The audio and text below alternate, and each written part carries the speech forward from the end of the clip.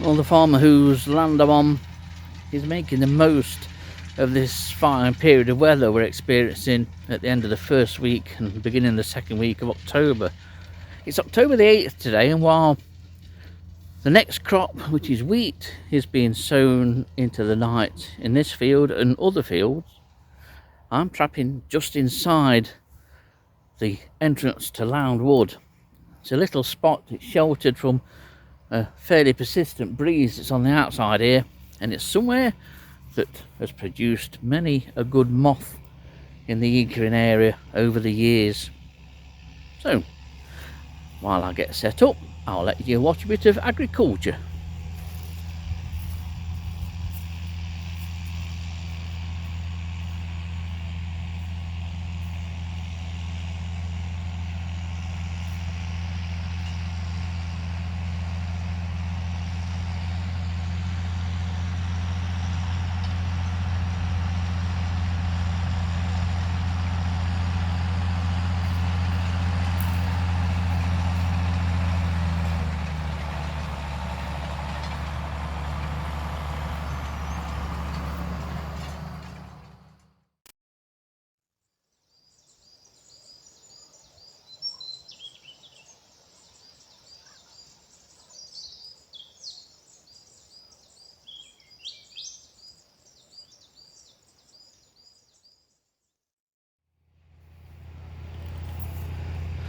So we're off and running. It's October the 8th today, very mild. It's been a lovely October day, temperatures in the low 20s, and even on the way here temperature was still saying 18 degrees centigrade. So in terms of October weather, you couldn't get better for trapping moths, and hopefully we'll get one or two this evening. It may well just be lowish numbers of the species involved, but there should be some colourful species to show you. So while the light continues to warm up and brighten and Jim continues to sow wheat in the field, I'm going to finish getting set up and sort out the first priority, which is a hot beverage.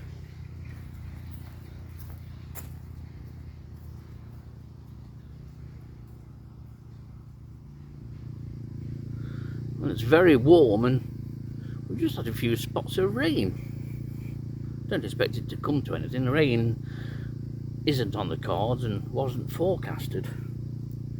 But quite a few moths coming in already. It's very humid here.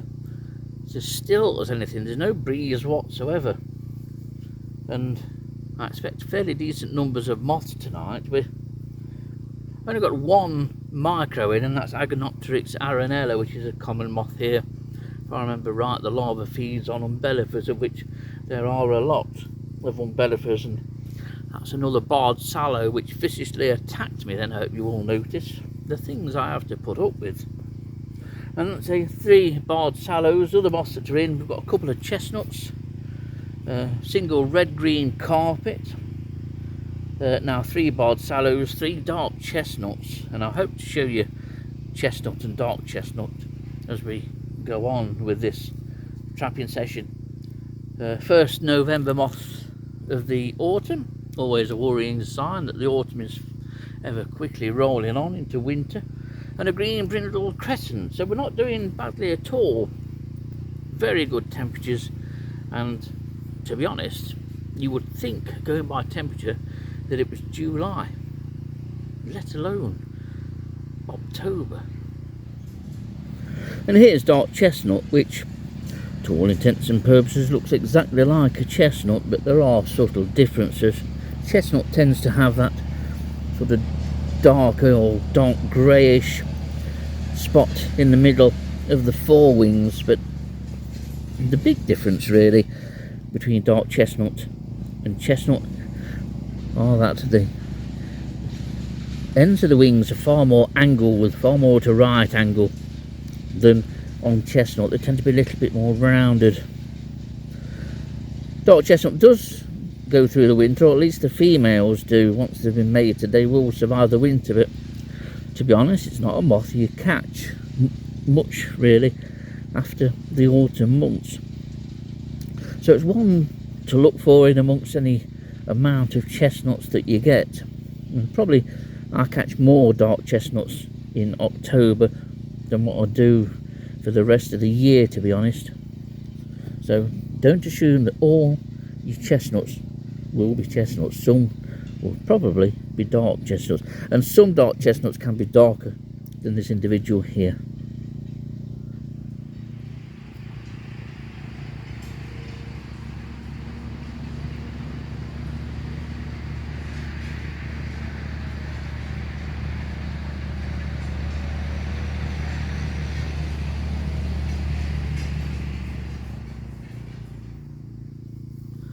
Well, it's nice and active, the sheet. I will show you the general scene around the sheet as more moths start to come in, but there have been some nice moths actually, and one moth that has just come in is wax moth.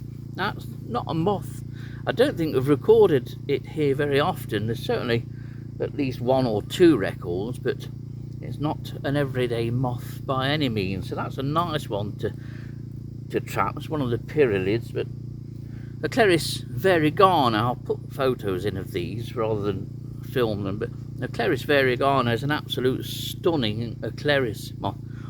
Comes in a number of forms, one which is really quite blue, but the most common one is this one that I'm showing you now, which is more or less half or 2/3 white on the forewings, and that's not a regular here from what I can remember.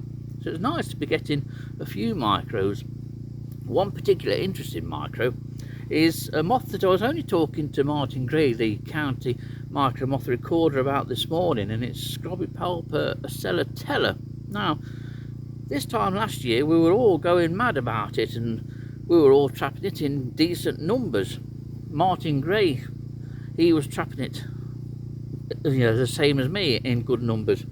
And this year, despite having a field of sugar beet at the bottom of his garden almost, he's not had one, and he asked me if I'd had any, and I said yes. I said I think I've had one at Missing Car and one at home, but I can add another to that selection, and one here tonight just come in.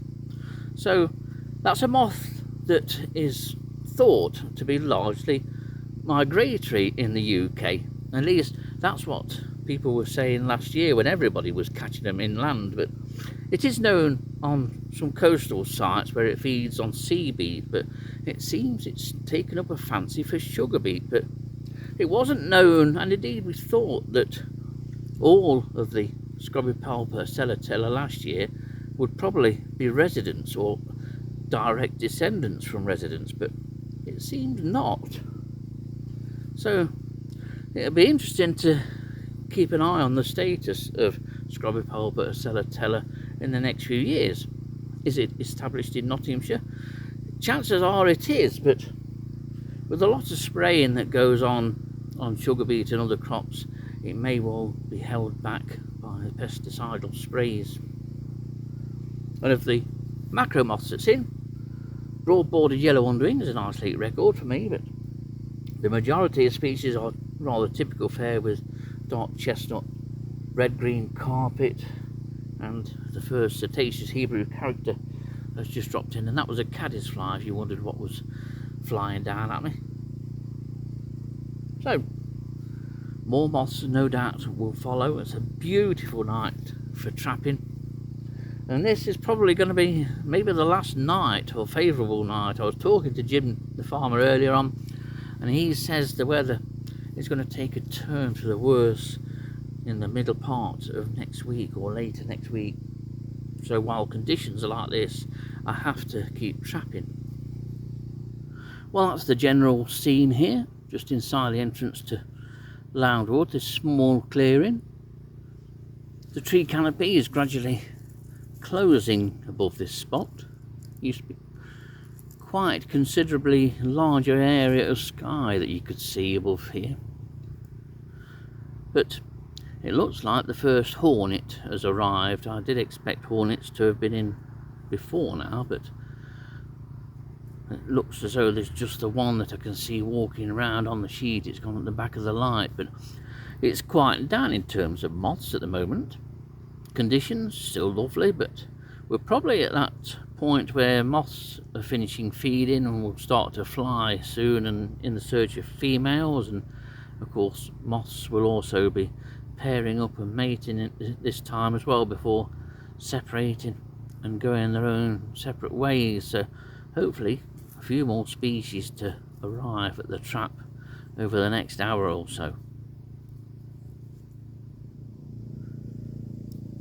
Now if you trap in the autumn months, you can expect to see lots of these, especially if you trap away from urban areas, although this moth will turn up at many an urban trap. And this is November moth.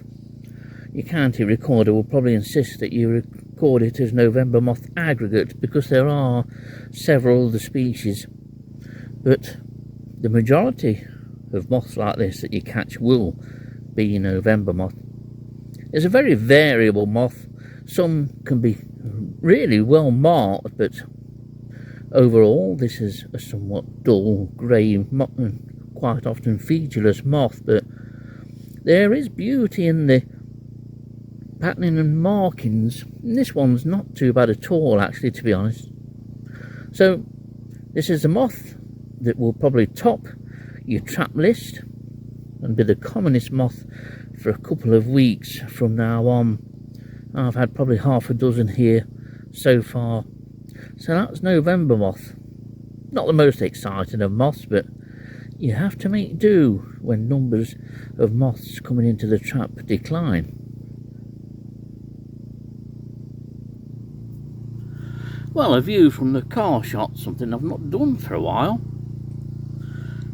Probably because I've stopped sitting at the back of the car.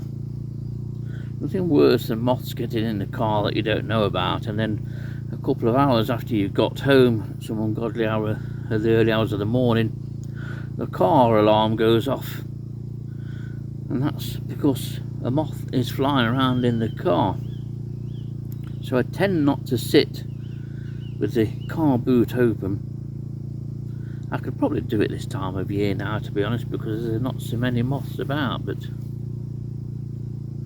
that's the general scene anyway. And that's a November moth that's flying around. A lot of November moths come in from the left as you look at it, and one edge, the northern edge of Loundwood, is only a couple of yards away. Moths clearly come up that northern edge of Loundwood and then see the light and are attracted through the hazels and the trees to the light. But it remains very quiet. The only thing I've had in is a rather small turnip moth, quite a pale individual, and not a great deal. In fact, it's turned out to be disappointing so far, and there are clearly moths missing, you could say, missing in action.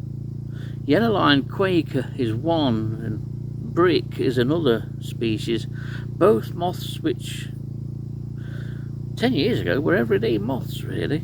I've not caught Yellow-lined Quaker or Brick this year. I don't know whether I caught any last year, but they are in very short supply, as it seems are many autumn moths. But it's been very quiet for the last hour, to be honest. There's just a few sort of November moths keep trickling in, and apart from turnip moth, very little else. Now this might not appear to be the most colourful and spectacular of moths, but it is. At least it is if I can get the lighting right here. That's about as best as we're going to get without the light flickering too much. But this is a red-green carpet, one of those moths that looks impressively green under strong light, but can often be slightly disappointing in the cold light of day. Yet it is a most beautiful moth, and quite variable as well. You'll get some moths that are more heavily suffused in green than others. But it is called red-green carpet for a reason, and that reason is usually fairly obvious in some specimens, where there are streaks of reddish colour, or certainly a lack of green in the wings. But it's a beautiful species, a moth of the late autumn period, and the females once mated over winter, so they can be caught in spring, but it's only females in spring. But a very attractive moth. So that's red-green carpet, a moth which has done well here in Nottinghamshire in the last 10 years or so. I think that it's increased on what it used to be.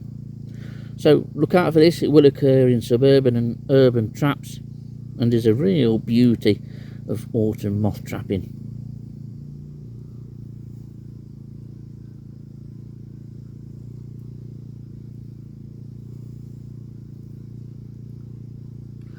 Well, as you can see, I've stayed as something else just drops in. Moth activity's just increased at it actually, to be honest. But a lot of it's moths coming and going, and it is possible to separate those moths that have left the light and are coming back in from those that are freshly arriving at the light. A couple of new species have come in as well. Clepsis consimilana, which is a small sort of chestnut or russet brown tortrix, very common especially in urban gardens. It's not a common species here, and here in Loudwood and Eakin area it's probably using ash Fraxinus excelsior as its larval food plant. In the gardens it will utilise privet quite often, and lilac too.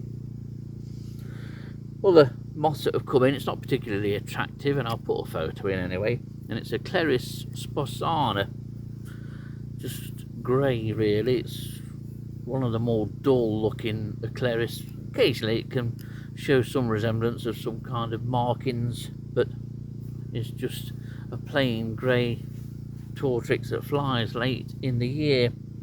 And in terms of the macro moths, beaded chestnut has just dropped in. We're approaching 22:30, so I'm going to give it another quarter of an hour and see if there's anything comes in to tempt me to stay longer.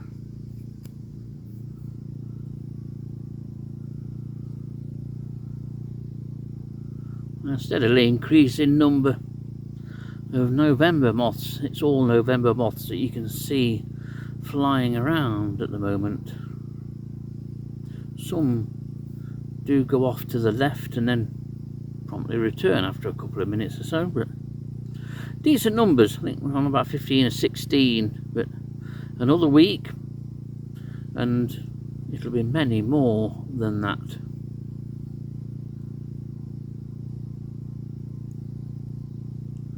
And the only other species that's come in is a Cleris rhombana, the rhomboid tortrix. I've had one of those drop in.